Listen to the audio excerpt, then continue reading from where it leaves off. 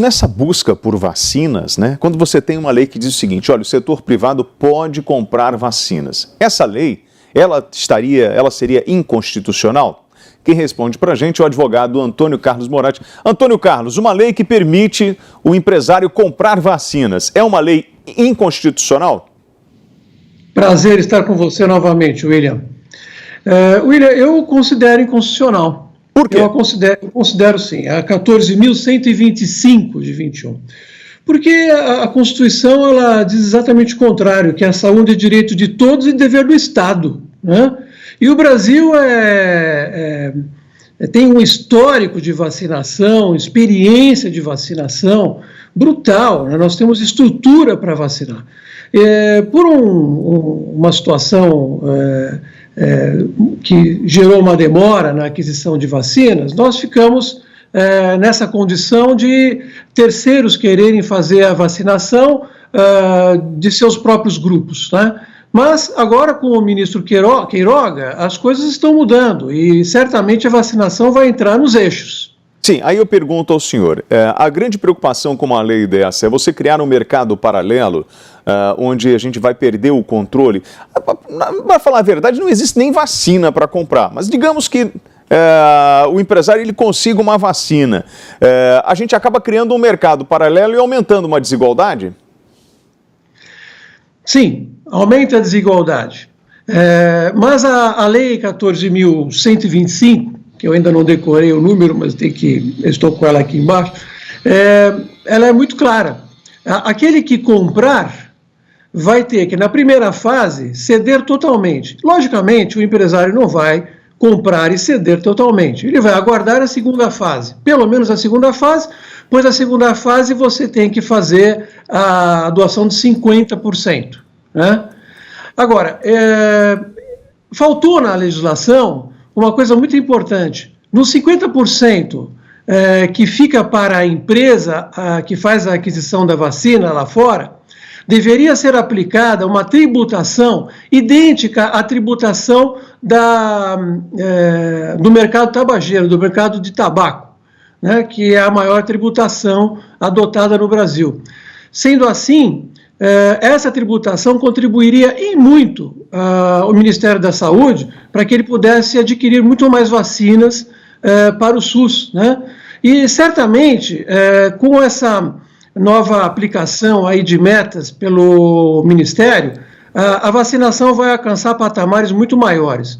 E, portanto, essa vacinação privada, ela tende a ser simplesmente uma forma de atender poucos, né? Eu não acho isso errado, mas eu acredito que vai onerar, inclusive, a classe média. Doutor, é muito difícil para um leigo olhar para o judiciário, porque é uma questão interpretativa. Porque eu parto do princípio que se a Câmara aprova a compra de vacinas pelo setor privado, com a doação, né, de parcela dessa compra para o SUS, como é que a Câmara aprova uma coisa que é inconstitucional? Ou é uma questão mesmo de interpretação?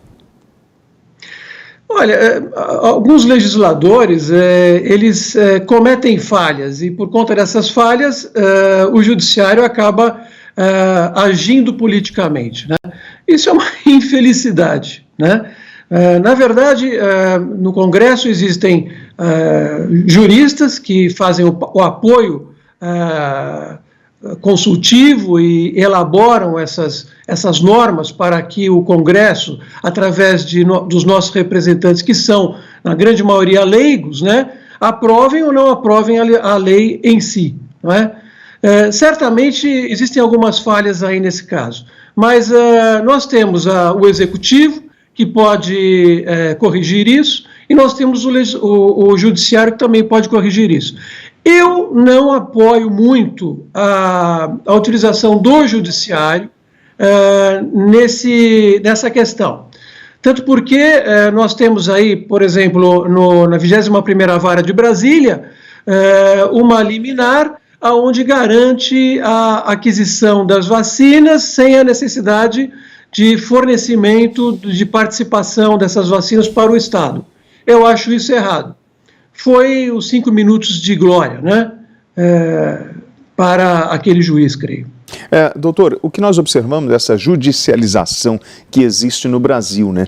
Tudo acaba indo para a justiça. A gente não consegue resolver ali num primeiro momento e a gente vai acumulando esses processos na justiça e complicando ainda mais todo o processo de solução ou de busca de um entendimento melhor, né?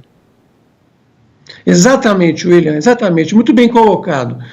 Eu acho que essa judicialização de tudo acaba atrapalhando os poderes, cada um deles. Nesse caso, se você analisar o decisum daquele juiz da 21ª vara, você vai ver que é um texto que mais parece um discurso. E nós não queremos isso, né? Nós não queremos isso. Vamos dividir os três poderes aí corretamente. Bom, eu conversei com o advogado Antônio Carlos Moradi. Muito obrigado pela sua participação no Jornal da Manhã. Eu que agradeço sempre. Boa semana para o senhor. O senhor também. Obrigado. Obrigado.